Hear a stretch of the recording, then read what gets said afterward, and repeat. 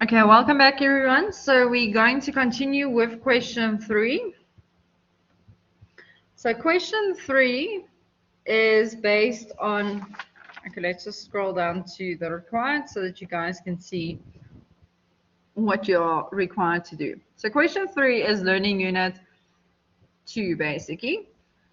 And what they've done here is they ask you to prepare the correct debtors control account. So that is the general ledger account. Now remember, your debtors control account generally only shows totals. Okay, so this shows the totals from your journals.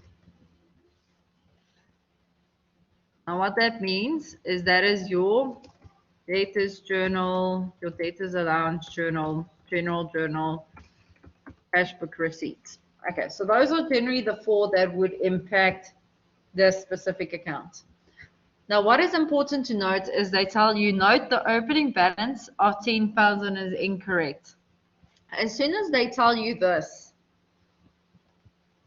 your opening balance will become your balancing figure.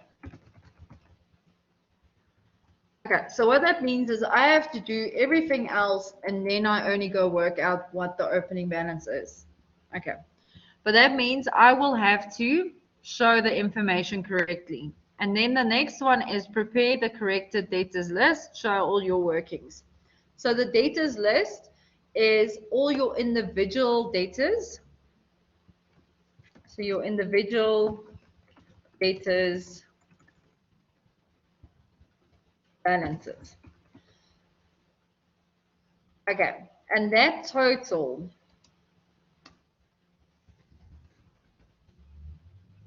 of all of your debtors needs to equal your debtors control total. Okay, so that means once we finished this debtors list, that total needs to actually be the same as your balance at the end of your debtors control account. That is how you know that you have done it correctly. Okay, so let's go through the information. So based on the information they have provided to you, they tell you first, okay, they tell you the following information was taken from the books of boy traders. Most of the sales take place on credit. Okay, so most of the sales are credit sales, which is your debtors. Debtors are given credit terms of 30 days, and we do not expect to award any settlement discounts. Now, the reason they state that is that we do not award any settlement discounts or it's incidental, is that you account for the sale as is, and if there is a settlement discount, it would be done through the general journal. Otherwise, you would have to calculate it right with every invoice before you do the accounting of it. So then the additional information, they tell you the incomplete debtors control account for March 2009 has been provided. So let's quickly see if they say incomplete, what do they mean? So what they are saying is this debtors control account is incorrect. Now, if you look at the information that they've provided, we know the balance based on the information is incorrect, so we will have to work out the balancing amount. Now you have to know which side what entries are normally reflected. So we know if a debtor pays us according to the bank account, it would be on the credit side. Sales and VAT will depend on what the transaction state, which side it would be. And then returns would normally be on the credit side. So sales returns and VAT is on the incorrect side. RD checks is also on the incorrect side. If a check is dishonored, it will actually increase our debtors account, so it moves to the other side. So firstly, you have to go see, is there any of the accounts on the incorrect side of the account? And then we also have to look at the additional information, whether there's additional amounts that need to be reflected. What is also important to note here is that there are no folio numbers entered in here. So that information is also lacking. You still need to include it as well. And then they've given us the debtors list as well, but this is a pre-adjustment balance, which means we need to go amend any mistakes to those accounts to get to the correct amount. Okay, so let's read through the additional information. You have been provided with a debtors list. This reflects all amounts owing to debtors at 31st of March. Okay, so they're saying the debtors list is what they are owing at 31st of March, and that is the pre-adjustment one. Then they tell you the following errors or omissions were noted. So now you have to go through each and every transaction and then determine if it's going to affect just your debtors control account as an overall amount, or will it affect your debtors list. Okay, and this is where a lot of you struggle by figuring out which one it affects. So let's go through the information and then we'll discuss it. So the first one, we say the total of the debtors journal was overcost. Now remember, our debtors journal, if we take the total, we take it to the debtors control account. So if the total was incorrect, only the debtors control account is affected because the individual line items would have been correct. So the individual debtors would not be affected. So this means this 150 Rand would need to be reflected in our general ledger account. So our sales and VAT, so that is the sales we've made in our debtors journal, is actually 150 Rand too much if it's overcost. So we will have to deduct the 150 from that 35,000 to correct that first error. Okay, then point number 2. A return of goods by D. Dagwood for 870 including VAT. Now what is important, even though they state here it's including VAT, remember that your debtors balances are inclusive of VAT. It is not exclusive of VAT. So why do they specifically note inclusive of VAT? To see if you know this. What will a lot of students do is they will actually go remove the VAT amount incorrectly when they should not. If they tell you it's exclusive of VAT, remember to add the VAT amount. So that's why I wrote there a note to say debtors amounts are always inclusive of VAT. Remember that. Okay, so to get back to the information, the return of goods by D. Dagwood for 870 was correctly recorded in the journal but posted to the account of E. Egghead. So in our journals, it was accounted correctly. So the debtors control amount is correct, but it was taken to the incorrect debtor. So it went to Egghead instead of Dagwood. So what that means is when we return goods, we generally reduce our balance. So on our debtors list for Dagwood, we would reduce his balance with the 870.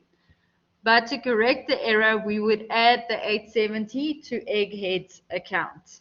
Okay, so that's how we correct that.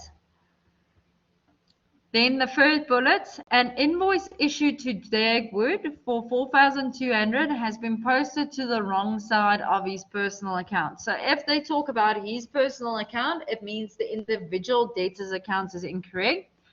Now, an invoice that is issued should be debited to their account. So if we put it on the incorrect side, we've credited it. So we've actually reduced his account instead of increasing it.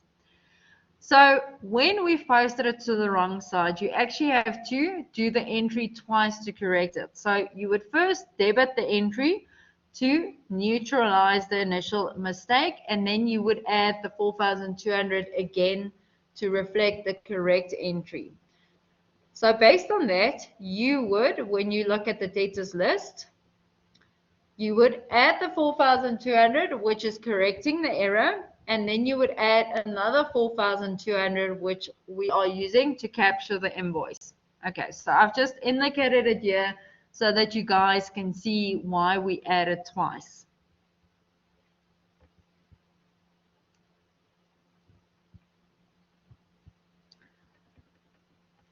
Okay, then bullet number 4, no entry has been made for a check for 1,500, which was returned by the bank due to insufficient funds. Now remember, when we return a check, it goes to the debit side of the debtor's account. So we increase their balance. Now what is important here is the check was originally received from A Apples in settlement of an account of 1,750. Okay, so that is the discount. They received discount of 250. Now discount of 250 is normally taken to our trading inventory and VAT account. So what we have to do is we also have to show the discount amount in our debtors control account. Okay, so that would affect, because we have not accounted for this would affect both the debtors control as well as the individual account. We need to show both the entries there. So if we look at the debtors control account, the first thing we would do is we would add the 1,500 to the bank. Okay, and then we would add the discount to sales and VAT, and then on the cost of sales side, it would be trading inventory and VAT. Okay, so this would be sales and VAT. So we add the 250 to that. So we bring it back into our books. So what we've essentially done is we've added the full 1,750 to the debit side to reflect the full balance they are owing. And then we add the 1,750 to their pre-adjustment balance to reflect how much money they owe. You can also show it as 1,500 and the 250, or you can just show it as the full amount owing for Apple. Okay.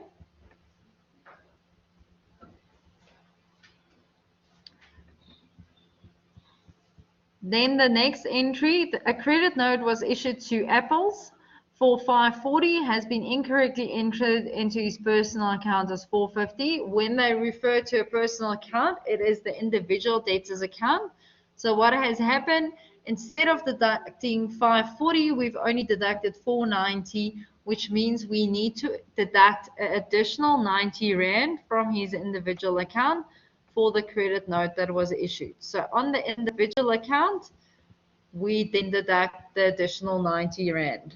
Okay, you can also show the calculation there.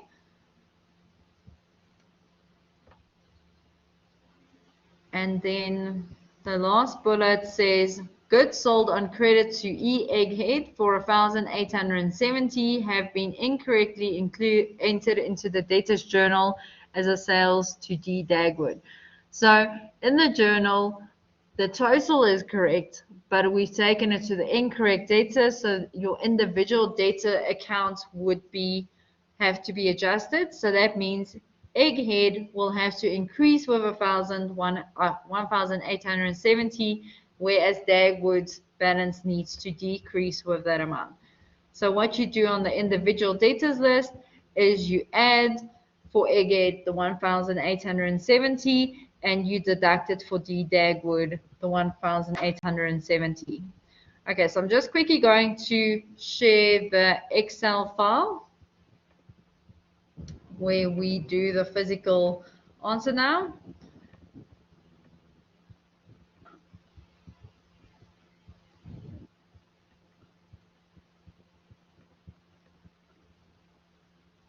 Okay, so for the debtors control, we know the balance brought forward would be our balancing figure. So that one you leave out.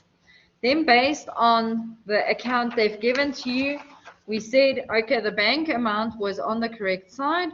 So the bank of 20,000 remains on the credit side. Based on the information, the sales and VAT of 450 was correct.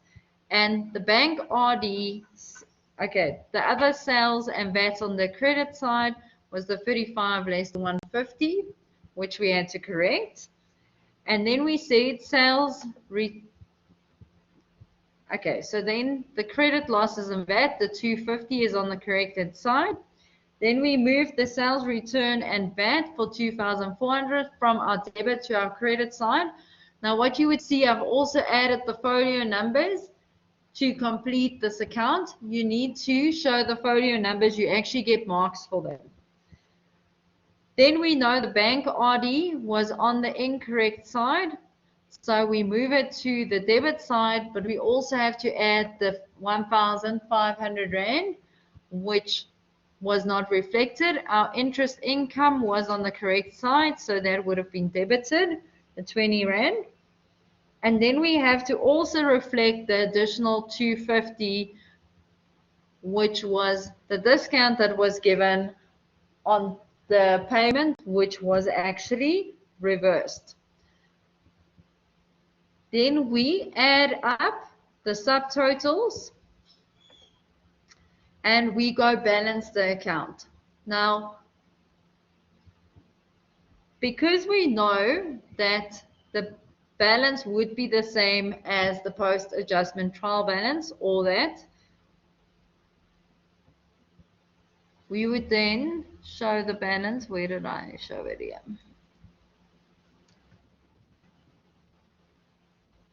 You would first do the balance here, and then this would be your balancing figure, the 11,000. Okay, but let me show you how do you get to 25,000. So you start with the pre-adjustment trial balance. Then you have to go make the relevant adjustments.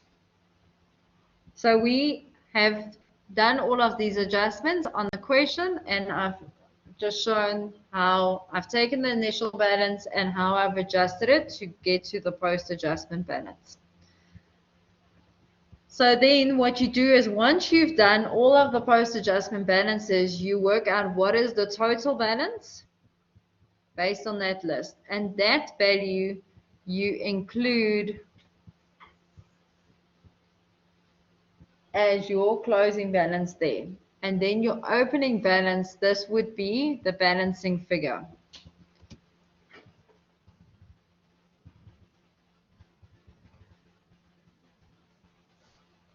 To be updated. Alternatively, what you could do is, if you have not worked out the closing balance, you can take the 10,000 and then adjust it with any movements as well. But because we don't necessarily know what was incorrect in that 10,000, it's easier just to take the balance from your debtors list, because they should be the same, and then just to balance the opening balance with that amount. Okay, so that is what I would suggest. Otherwise, you guys would potentially waste a lot of time to figure out the opening balance. If you get stuck and you do not know how to do the opening balance, you can either just put the 10,000 in there, or you leave it open and you do the rest of the information so that you can still get majority of the marks. Okay, and that is how you had to do question 3. Do you guys have any questions on that?